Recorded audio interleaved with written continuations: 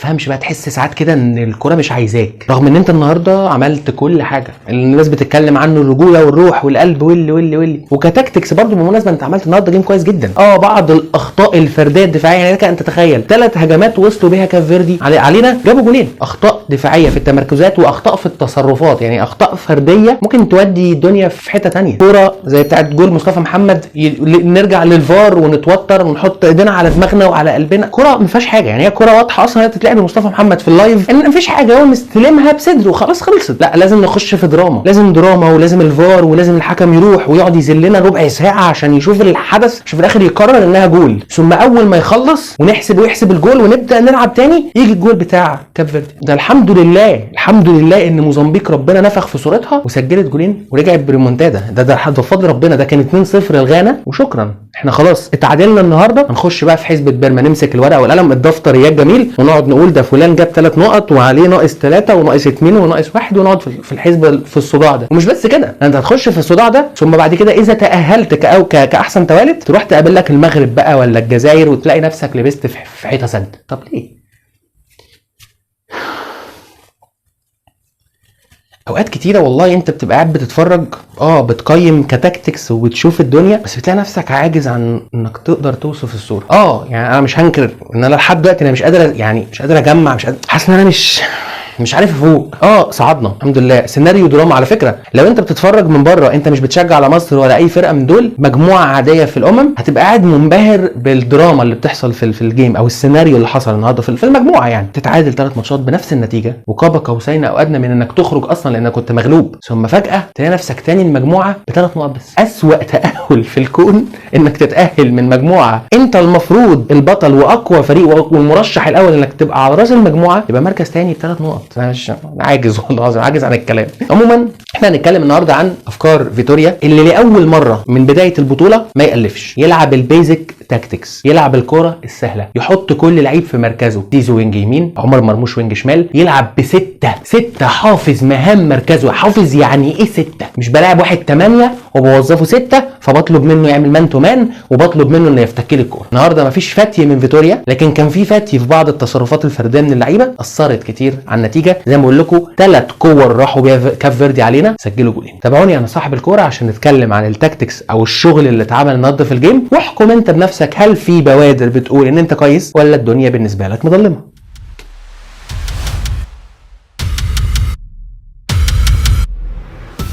انت مركز من بدايه الجيم على الاجناب، الاطراف هي الحل لروي فيتوريا، عشان كده كان حمدي فتحي ومروان عطيه داخلين للقلب شويه عشان يسحبوا الضغط ويفرغوا مساحه لمحمد هاني اللي كنت اتكلمت عنه ان عنده ميزه مهمه جدا وهي قدرته على البساطه الطوليه اللي بتكسر الخطوط. دخول حمدي فتحي ومروان عطيه للقلب فاتخلقت هنا مساحه لمحمد هاني اللي بيقدر زي ما قلت لكم يعمل كرات تكسر الخطوط، ثم الكوره الطويله لزيزو على الطرف في ظهر الدفاع، فانت بدات تكسر خطوط الضغط، بدأت تشتت الفرقة او تقسم الفرقة فتحط هجوم منتخب مصر في مواجهة فردية مع الدفاع. تاني نفس الكلام، هو حمدي فتحي لجوه، فبالتالي الضغط بيزيد في قلب الملعب، فبالتالي بتتفرغ مساحة على الطرف، هنا محمد هاني وهنا زيزو. الكورة لمحمد هاني هنا اللي بدأ يكسب ارض ويكسب مساحة، ثم الطرف لزيزو، الكورة العرضية لمصطفى محمد اللي متأمن بأكتر من واحد. عندك عمر مرموش جوه منطقة الجزاء وكمان الزيادة هنا من إمام عاشور في الناحية العكسية. بس الكرة دي يعني محتاجة بس الجامب يبقى أعلى شوية من كده من مصطفى محمد عشان يقدر يركب الكرة فيقدر يوجهها بشكل كويس جوه الجول. الميزة بقى اللي اشتغل عليها روي فيتوريا النهارده إنه خلاص أنا هبدأ أشتغل على الأجناب عشان القدرات اللي عند مصطفى محمد، فهبدأ أدخل التمانيتين بتوعي سواء حمدي فتحي أو إمام عاشور من الناحية الثانية يبدأوا يزيدوا في منطقة الجزاء، فتلاقي هنا عمر مرموش، هنا مصطفى محمد، هنا حمدي فتحي، وهنا زيزو اللي بيلعب الكرة العرضية متكررة. الكرة العرضية برضو من محمد هاني، عندك هنا عمر مرموش، حمدي فتحي، مصطفى محمد، وفي التكملة هناك إمام عاشور. فخلاص انت بقيت مدي تعليمات للتمانيتين ان هم يزيدوا عشان انا هبدأ العب على الكرات العرضية وهبدأ العب على الاجناب، فعايز كثافة جوه منطقة الجزاء عشان ابدأ احرر او اهرب مصطفى محمد سلاحي اللي يقدر ينفذ لي الكرات العالية. اسلوب الدفاع لمنتخب مصر، بص هنا معايا هنا عمر مرموش وده مصطفى محمد اللي يضغط ما بين قلبين الدفاع. عمر مرموش بيحاول يقفل على الباك. وبص معايا الرقابه مان تو مان اللي معموله من امام عاشور ومروان عطيه. ففريق كاب فيردي حاول انه يخرج على الطرف، كوره مش مظبوطه، خسروا الكوره. فنرجع تاني نشوف نفس الوضع. فكره روي فيتوريا هي الزياده واحد، يعني هنا انت عندك مصطفى محمد بس بيضغط، لكن هنا مان تو مان مع كل واحد، تحضير الهجمه من وسط ملعب فريق كاب فيردي، فما فيش اوبشن او امكانيه ان انت تخرج. طب فين الزياده واحد؟ الراجل ده بيحاول انه يسحب فتوح ليه؟ عشان يتحرك الراجل ده او الراجل ده يبداوا يستغلوا المساحه اللي في ظهره. لكن في محمد هاني الحر تماما، هنا محمد هاني حجازي منعم، انت عندك 3-على-2، ففي واحد يقدر يسلم المان بتاعه ويبدا يطلع معاه. حتى لو منعم هنا راح عشان يقفل والراجل ده معاه، حجازي مش هيبقى في موقف 1 ضد 1 عشان معاه محمد هاني. فبص الاريحيه لمحمد عبد المنعم. محمد عبد المنعم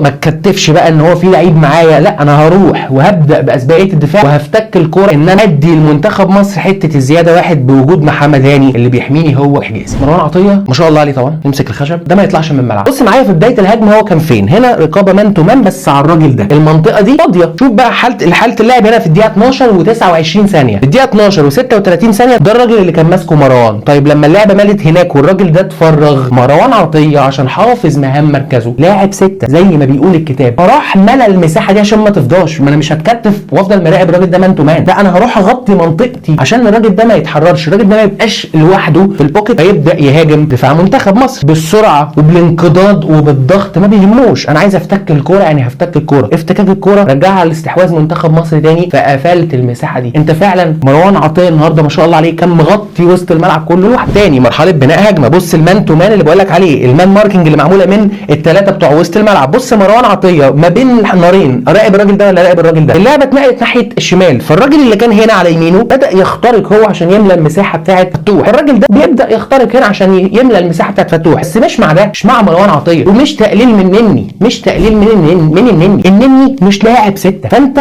كفيتوريا بتوظف لعيب في غير مركزه فعمره ما هيديك. انما الراجل ده شارب المكان ده، هو حافظه، المكان ده متفصل له. طب انا ليه ما اعتمدش عليه من الاول؟ ليه في حاله زي كده احط النني اللي مش 6 اعذبه واعذب منتخب مصر واضر المنتخب؟ طب ما الراجل ده عندي. بص تاني مراقب الراجل ده مان تو مان. بص بقى المهاجم التاني ده اللي مع هاني نزل الراجل ده هنا، بص هيحصل ايه ما بين مروان اللي مراقب الراجل ده والراجل ده اللي جاي يملى المساحه عشان ياخد الكوره. هوب سيب الراجل ده على طول وروح انقض. ليه مروان بيعمل كده؟ عشان مروان عارف كويس قوي ان هو هيفتك الكوره، انا مش هبيع مساحتي الا اذا كنت عارف ان انا هفتك الكوره، عشان كده هو راح عمل كده. بص الراجل صاحب ده بدا مركزه بدون فتح، بص عمل ايه.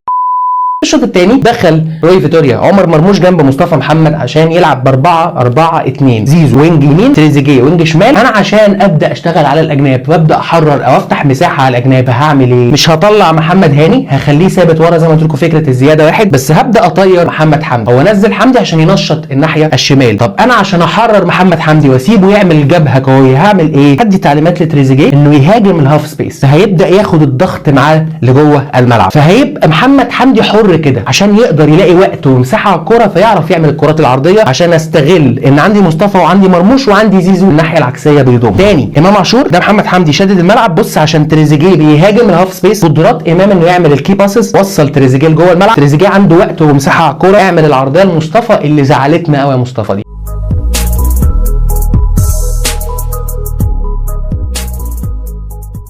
هرجع اقول لك انه دور المجموعات ده حاجه، تاكتكس وحسابات وافكار بتبقى حاجه، والنوك اوت ستيج او الخروج المغلوب ده حاجه ثانيه. فانا مش قلقان، هرجع برضو اقول لك انت تقدر تأدي بشكل كويس في النوك اوت ستيج، لكن في تجميع النقط ممكن يبقى فيها صعوبه شويه. فاتمنى ان شاء الله انه ده يكون درس، لان انت خدت فرصه ثانيه فما تضيعهاش، ما تضيعش الفرصه الثانيه وامسك فيها كويس قوي، عشان احنا عايزين اللقب، احنا مش عايزين نوصل لابعد نقطه، احنا هدفنا اللقب، وبعد كده بقى نبدا نشوف مشاكلنا فين ولازم نبدا نعالجها. لو انت مكمل معايا لحد دلوقتي شكرا جدا جدا جدا، اتمنى الحلقه تكون عجبتكم. لو عجبتكم الحلقه ما تنسوش تعملوا لايك للفيديو، سبسكرايب للشانل، وفعلوا الجرس عشان كل فيديوهاتنا الجديده توصل لكم.